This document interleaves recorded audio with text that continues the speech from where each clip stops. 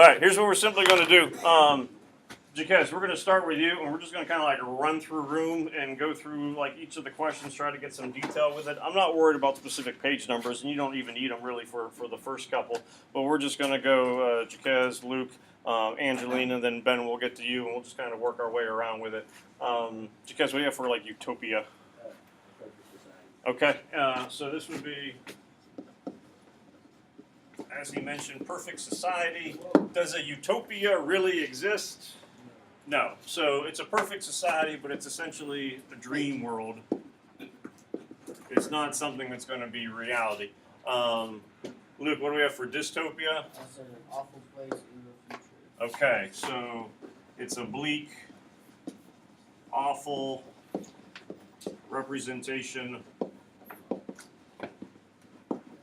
of the future. If you didn't include the word future, make sure you think about that. So when it comes to which of these is Fahrenheit 451, is it a utopia or a dystopia?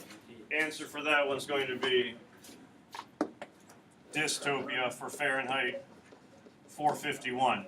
Main thing we know, we're dealing with future, and then also we have a bleak representation of what life would be like. Lack of privacy, lack of certain aspects like books, freedoms, and things like that. For your test tomorrow, you're going to have, I mentioned to you, 60 questions. 45 of them are going to be standard multiple choice. You have a question, and then you have A through D. You're going to have 15 questions where it's going to be matching, and it'll be quotes from the story with specific characters. Guess who the characters will be? Guy, Millie, Clarice, Captain Beatty, and then also not showing up on there quite yet, we have Ranger. So part of the reason for having you go over and get details about the characters, not just kind of remembering who they are, but when you're when you're looking at specific page numbers, you also would be getting more things with the dialogue for them, so that hopefully that would kind of start to resonate with who the folks would be. Angelina, picking one of the 5, what would be a character that we have pretty good detail about? Okay. What do we know about him? He's extremely distant and gives up on marriage. Okay, and this is Guy, you said? So extremely distant.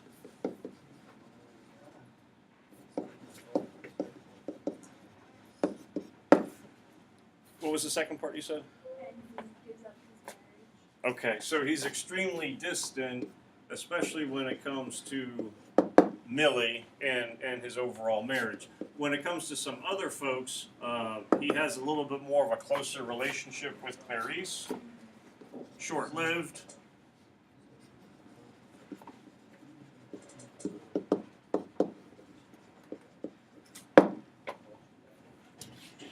And by closer relationship, meaning someone that he actually is able to talk to. Career occupations, we know Guy is obviously going to be a fireman. What makes him different from other firemen? Likes to read, takes the books. Where does he get most of the books from? The places where they burn the houses down, he'll take the books from there and is able to hold on to those things. So makes him kind of unusual as a fireman, as a firefighter, where he's kind of starting to rebel against other things. If you're dealing with quotes that talk about someone enjoying being a firefighter, it still could be Guy, remember, early on, because he likes his career. It's not until he meets Clarice that you start to kind of get a turning point with that. We mentioned earlier with part 1, there's probably 2 main turning points within the book where Guy kind of starts to change as a person. One of them would be the death of Clarice. What would be the other turning point where he starts to kind of change? Death of Clarice and the death of the woman burning herself in the house when they go at part 1. That has like holding up the match and all that kind of stuff. So those 2 deaths kind of end up being turning points, significant turning points for Guy with Clarice, and then the woman who is burns herself. Millie, based on what Angelina said, we know is the wife of Guy. Ben, anything else we can add on to her? He's all about technology. Okay. All about technology, specifically, certainly her TV. And then what would be like another piece of technology you'd associate with Millie? the little seashell radios, those earbuds. Maybe Billy. Well, so yeah, you can certainly with both of them kind of put that in there. And certainly the question the guy mentions that really emphasizes that would be, where did we meet? And doesn't know. Anyone remember where they did meet? Meet ultimately in Chicago, which guy remembers later on. What do we know about Millie early on in the book? Like, what's our first introduction to her?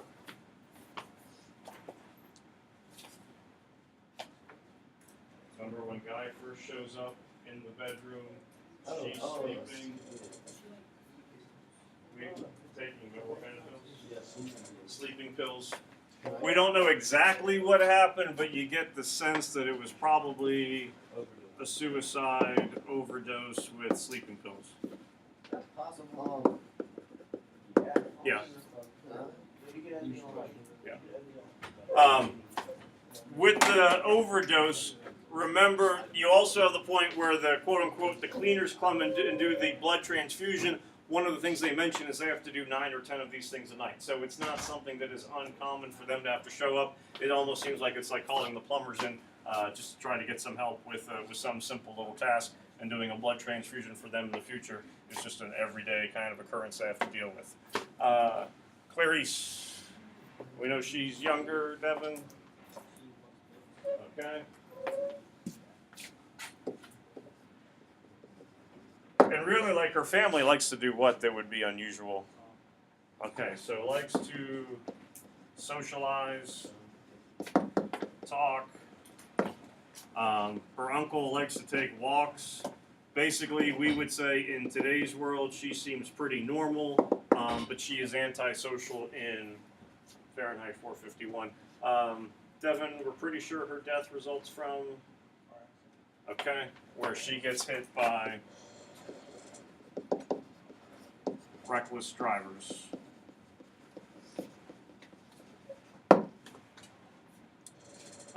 And we also know that the family has been monitored, at least by Beatty, where the firemen knew about them.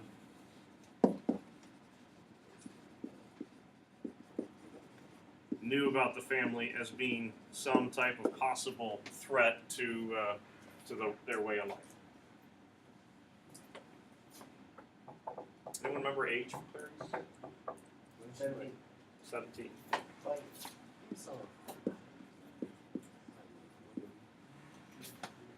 Lexi, what do you have, or Beatty, or any of the others?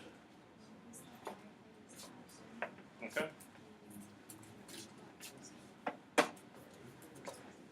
What was the last part? Okay. So Beatty is ultimate captain of the department, killed by Montauk with the flamethrower. Why does Montauk have a flamethrower with him at the time? Because Beatty is instructing him to burn down his own house at that point. There's a pretty good chance, it seems like, that he is pretty well read and knows a lot about books, and he certainly tries to trap Montauk on multiple occasions.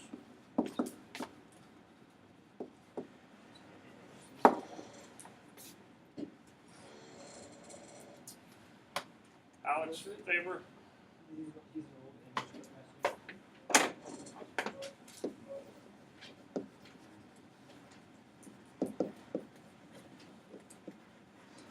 Okay. Anything else with him?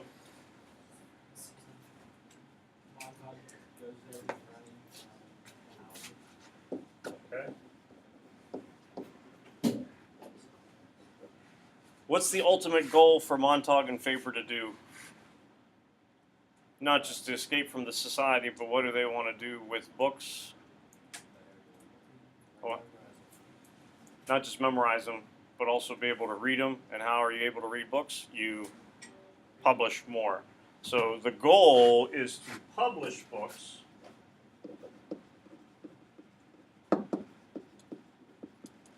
Remember, Faber initially, well, Why does Faber go was going to ask about that. It's not Chicago. Good guess though. Because Chicago's where Millie and Guy ultimately meet. The goal is to publish books. Initially, does Faber want to publish the books? No. You remember what Guy does to try to get him to? So he's ripping a Bible, and then so it says, you know, he'll burn one page at a time of the Bible, so that gets Faber wanting to do it. He has a friend, it's not in Chicago. Oh, wait. Start with the C? Did you say Kansas? It's not Kansas. Close. The border's Kansas. Iowa. Other way. Missouri. There's a place in Missouri. What's the city in Missouri? St. Louis. This doesn't start with the C. No, it doesn't. St. Louis is where he's ultimately going to go to publish the books, he says. So at the end, he's going to go there. Remember when we were talking about part 3, things that he gives to Montauk to help him out? He has the suitcases with the old clothes that he changes into. Kind of disinfects the apartment with the alcohol. He has the seashell, the transistor radio that you can kind of talk both ways, which would be different from the one that Millie has. So yeah, he ultimately is hoping to go to St. Louis. Remember how the two of them meet initially? Nah. Oh wait, didn't they meet in the park? They meet in the park. So originally, Faber is kind of like a suspect that Guy thinks might be someone who will ultimately be able to help him out. So he first references him in part 1, and then later on in part 2 is when he actually goes to see him. Ben, you remember anything with Granger? At which part of the book? Yeah, at the very end. So he's kind of like the leader of the rebels. Sounds like we're talking about Star Wars.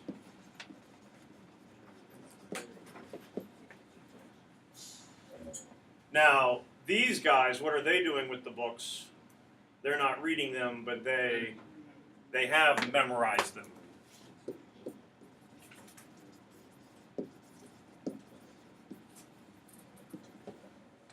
And then what was the people were going, why would he want to say something like that? After the city gets destroyed, the first thing that he thinks they should build would be a mirror factory, because then people would be looking at themselves rather than just watching some kind of screen. So he mentions about the whole mirror factory as after the city is destroyed as part of the rebuild. All right. Tommy, what are some things we know about firefighters according to quote-unquote history? It was established in You remember by whom? Ben Franklin. Yep. That's funny. And there is some truth to that, because Ben Franklin is the one who does establish the original fire department, but it's not in 1790, it's many years before. Do you have anything else, like reason for fire?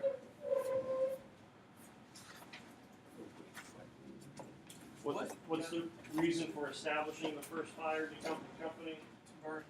What kind of books? It is to burn. There's books from the British, Great Britain, the English influence. They're trying to eliminate that within America. And again, of course, this is fabrication, but it's the whole idea to eliminate British influence. So, of course, the main irony would be their whole point, their whole purpose is to start fires as opposed to put an end to them. So British books. British books, yep, British influence, which ultimately ended up being pretty much every kind of book out there, Yeah. except for like some comics and stuff like that.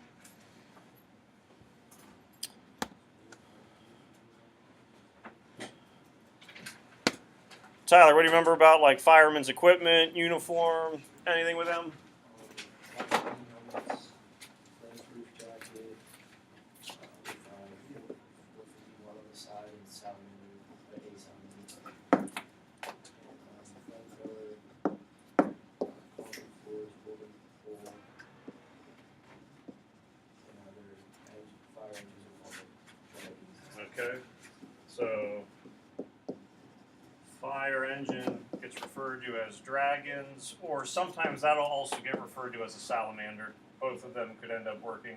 You mentioned that on the uniform they have a salamander. They have the number 451, and then what's the other animal that's also? You have the phoenix. So on their uniforms, they have 451, a Phoenix. Luke, we won't be doing a spelling test for it, so don't worry.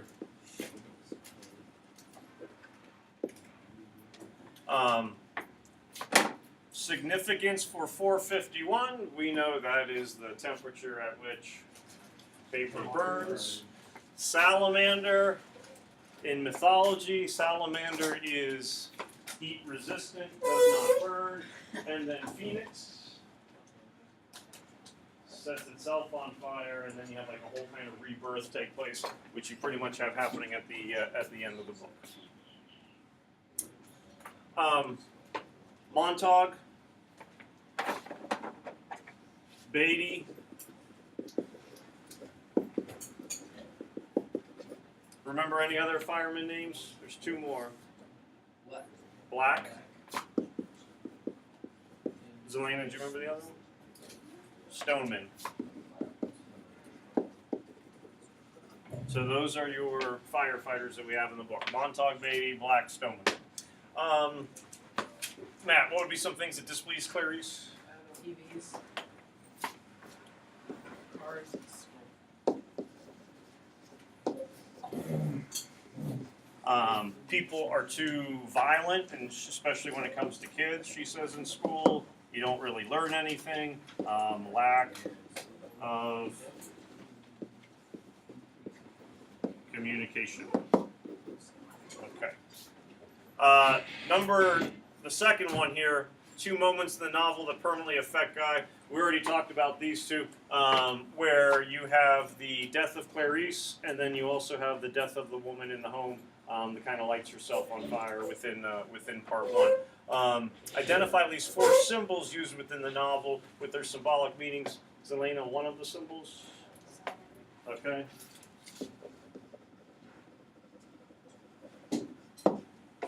And remember, we said it's meant to be quote unquote like fireproof. So it's part of like that mythical creature, mythical being. George, is this the part that you were having? You're good here. Okay. What would be like another symbol?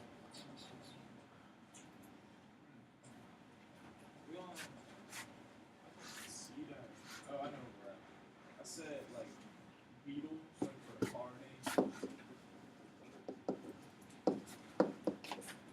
And remember, with the beetles, we said that they are kind of like annoying bugs that are swarming, so they're kind of mindless, which would kind of mirror the way that you have reckless people driving all over the place. Zach, can you think of another symbol?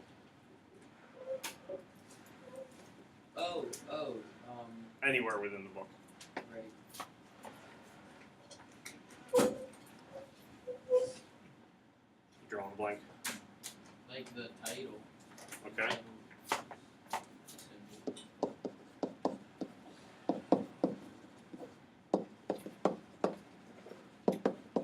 Temperature at which fire burns.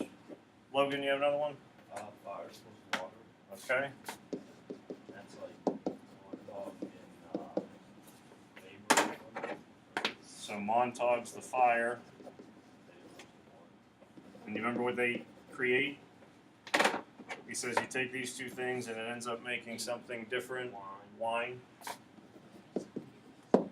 So something new and different and hopefully ultimately better, so the two of them, Montauk and Faber, could change society in a popular way. The Hound? Yeah. You could have the mechanical hound, and that could be part of like the fear, the oppression that the fire company would have. Books would be a symbol throughout. The fact that they are being destroyed, you have information being eliminated. So it's certainly not just going to be like 4 things that would be there. And the title of all the chapters, which were on the back, remember we have the salamander and the hearth. Hearth kind of cozy, warm, where the salamander something new, something different, trying to destroy things. We had the sieve and the sand, where you can't hold all the information while you're trying to read. It just kind of starts to sip through the cracks. And then burning bright at the very end, not only do you have like fires starting all over where the city's getting destroyed, but you also have with Burning Bright the idea of kind of like some kind of new beginning that would be taking place. Some differences with families. We certainly mentioned that they kind of tend to be distant. Do you remember any other details about families themselves that would make things somewhat different? They don't. Okay, so lack of communication would be one.